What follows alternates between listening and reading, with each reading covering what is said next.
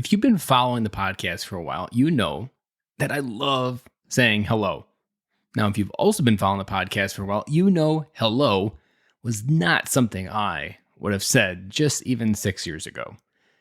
6 years ago, hello was the scariest word that I could probably say, because on the other side of hello was rejection, judgment, all these different stories kind of illuminating, like, what if they see me as this guy that I truly see myself? Let's just avoid all of that. What if they don't accept me? Yeah, that was something I avoided every day and twice on Sunday. Through the journey that I've gone on, I've now reframed it that hello is the single most powerful word in the human language. Because on the other side of hello, the proper way to frame on the other side of hello is the one conversation that could literally change your life. I've had two conversations this week. One with a guy that I met at a networking event here locally a couple weeks ago. Took a while for us to get a coffee date on the calendar. And another one that just happened today, and it was a local speakers meetup. Both of them never had been before. They were both first-time things. And both spots on the other side of hello gave me two great connections that I am excited about of what could come from it. Still unsure what could come from it, but man, were the juices flying. And also, where's the challenge also there? That's something that I really loved about using the power of hello, because on the other side of hello, when you get the right person, they can often ask those questions that make you really uncomfortable. Like one of the questions from the one guy that I was talking to, he asked me, and I've been asked it before, and I've heard it on podcasts, but it was a hard one to answer. And I still don't probably have the best answer. Why would someone hire you for public speaking? What makes you the professional speaker that I want to talk to my organization? I've known about this question. I know that it's something I needed to work on, but man, just getting it illuminated again kind of illuminates that I still need to work through that. And some of those conversations, you can't get that type of refinement pressure on a topic in your own head. I can tell you because I've been trying for many years. It's just not possible. And in those conversations, he reflected back this insecurity about this question that actually forced me to dive into it deeper. It forced me to go on LinkedIn and ask a few professional speakers what their answer was, which then illuminated kind of the path that I needed to go towards, and also the structure of what someone who is getting paid to be a professional speaker and where I am, and what that road looks like with the framing, the context, and the problem, the solution that this professional speaker has. All of that came from one hello. Now, today's conversation that I had was just as exciting because he is a professional speaker.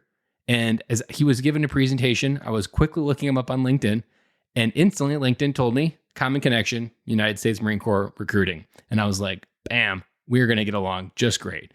We had a little quick speed dating round. And just as I predicted, we had a great connection. It even ended with a great conversation about what we were both doing. And it ended with a great hug of just appreciating what both of us are doing to help veterans and the community at large really connect to better ideas to really step into their life. So it was just a really great context and feeling. And it all came from me randomly getting invited on LinkedIn from another connection that I have here locally. Tell me about this place for the local speaker meetup.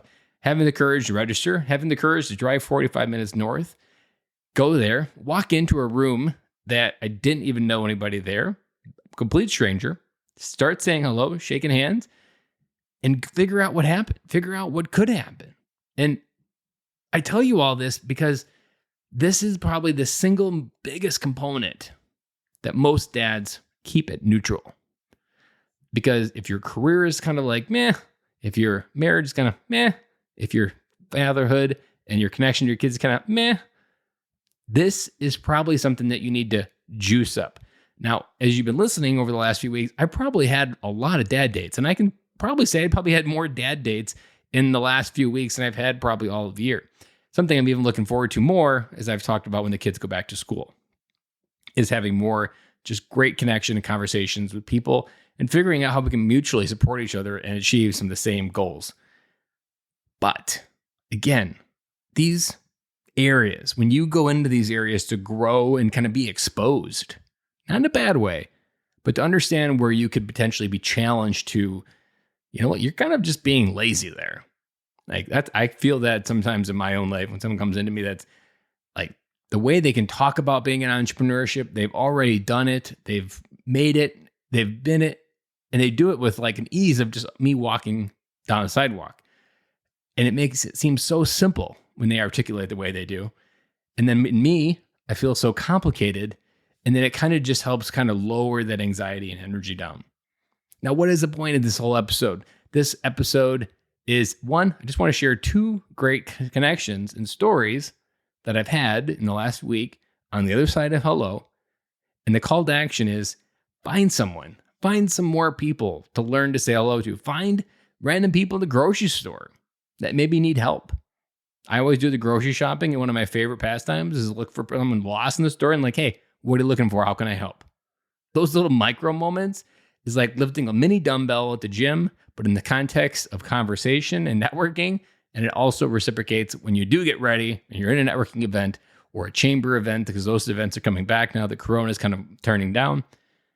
All of these things are kind of tied together, and we can kind of figure out where we're meant to go. I wish someone would have come back in the time machine to 2007 and told me that the advice that I needed to hear in 2021 was the amount of conversations that you have to strangers is directly proportional to the amount of opportunity you have in your life.